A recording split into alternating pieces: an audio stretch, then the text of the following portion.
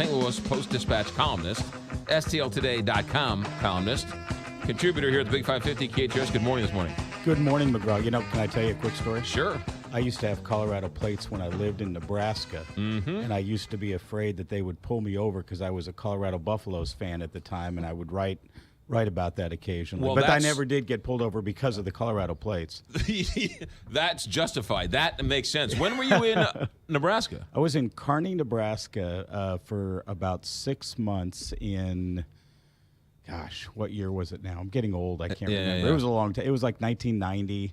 Oh, those are the glory days of the Huskers. I was there for a while, and then that's ended torture. Up in being a Buffalo, Brookings, South Dakota. After that, being in Kearney, Nebraska, being a Colorado Buffalo fan in the 90s. Yeah, it was. That's when the Thugs were running Colorado. Well, except for that was when Colorado won I was there the year Colorado won the national championship with the fifth down. The fifth down year. I was there that year, and I thought it was an appropriate thing after they won the Orange Bowl to hand out oranges to my colleagues at the Kearney Daily Hub, and I left one on each of their desks. That's probably why they didn't that's why you were only there 6 months. Yeah, I wasn't there very long after that. Some of those oranges might have ended up against a wall.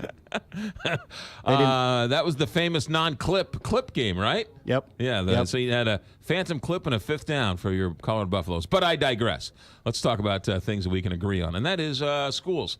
School funding, which is much easier to talk about.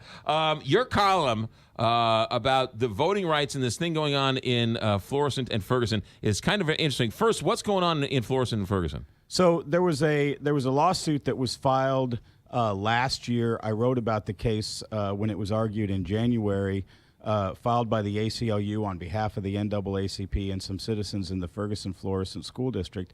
And basically they said, this is a district that is 80% black students, and yet the school board is and always has been majority white. And so they said there's a voting rights problem here, that black people trying to run for the board have a disadvantage because they run at large instead of in certain districts where the areas of the district that happen to be primarily black can't elect a representative that looks like them and lives in their neighborhood. And so they filed a Voting Rights Act lawsuit, and they won. The judge, Judge Sipple, said Ferguson-Florissant can't hold any more school board elections until they figure this thing out. So starting tomorrow on Friday, they're going to have another hearing in which the school board folks and the folks who sued, they all get together and they start deciding what's the remedy. What does inclusion look like in a school board election?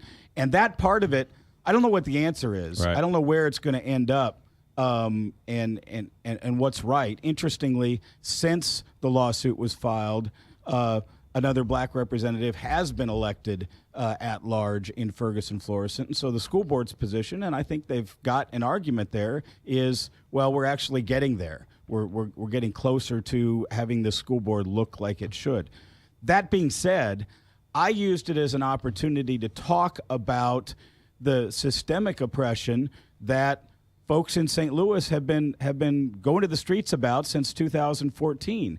And it's an example of the disparity that we have in our school districts, where we're in a region where we have so many school districts, 24 in St. Louis County alone, in which those of us who live in our little areas fund our school districts, and we love our school districts. But meanwhile, folks who live in areas like Normandy, like Riverview Gardens, like the city of St. Louis, that have lower property tax values, that can't get a local tax raise to the level that, say, a Ladue or a Clayton or a Webster Groves or a Rockwood can, end up with the situation that we have going on in St. Louis right now, where we've got lead in the water, where kids can't even drink from the drinking fountain, where the funding is just nowhere near similar to what the funding is in the wealthier districts, especially when you look at capital funding on top of local funding. You make the point in your article that in Ladue, they are selling the naming rights of the water fountain while they're shutting the water fountains down in the city of St. Louis because they're filled with lead. Yeah, some time ago, somebody had sent me that list, and I was astounded that a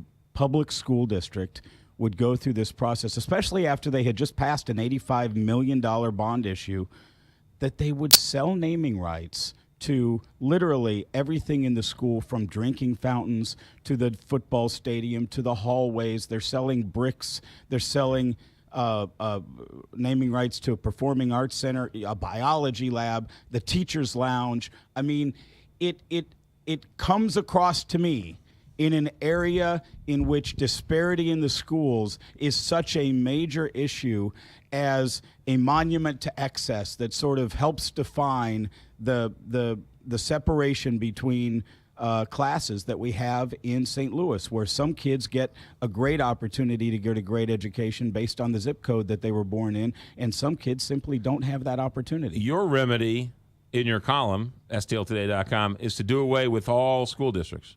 Have one school district. Yeah, I believe, as the Spainhour Commission determined back in 1968, the last time this region was seriously talking about civil rights violations, that there should be one school district in St. Louis City, St. Louis County. And the reason is, I believe people who live where I live, and I fully admit in this column on Wednesday, I'm part of the problem. I moved to Wildwood so that my kids could go to Rockwood schools.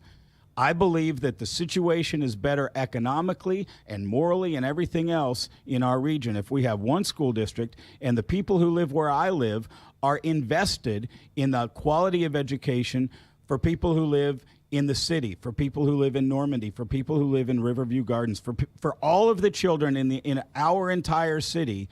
I believe we should all be invested in their success. And one school district makes this structurally happen, and it increases the opportunity for us as a region to care about every kid's quality of education. I don't have the numbers in front of me, but the city of St. Louis spends $13,000, $14,000, $15,000 per kid. That's, if not the highest, one of the highest per student price tags around. It's not the highest, but if you just look at that number, yes. And people love to email me this and say, well, you don't know what you're talking about because St. Louis spends more. Well, St. Louis has lead in the water. St. Louis has to feed all their kids because they're living in poverty. St. Louis has to provide extra security. St. Louis has to provide all sorts of wraparound services that other school districts don't have to provide, or at least don't have to provide to the extent.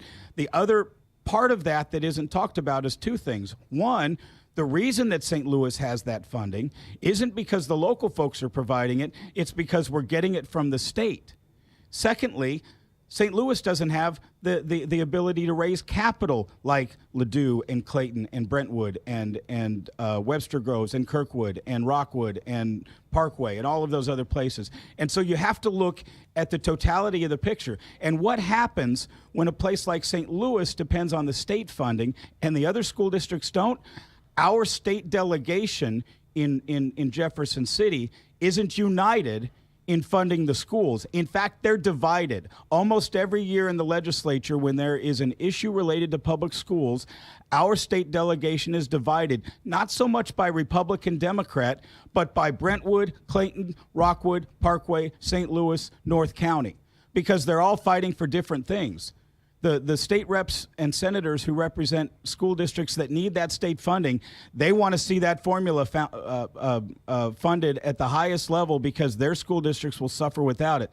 The ones who have the higher property tax and the ability for folks who happen to have that wealth to be able to raise their taxes, they don't need the school funding at the state level to necessarily be that high. So there's the other value in uniting as a school district. Tony Messenger, some pretty good points for a Colorado Buffalo fan. I'll have to give him that. No, I'm a Missouri Tigers fan. Oh, okay, that was a long time ago. Long time ago. Yeah. I drank the Kool-Aid, man. Now that the Buffaloes are terrible, now he's a Tiger fan. Awful. I see they're how awful. it works. Yeah, There you go. Tony, thanks for coming in. STLtoday.com and Tuesdays and Thursdays here on the Big 550 KHRS. Thanks, Tony. Good to be here. It's 8:30, Big 550.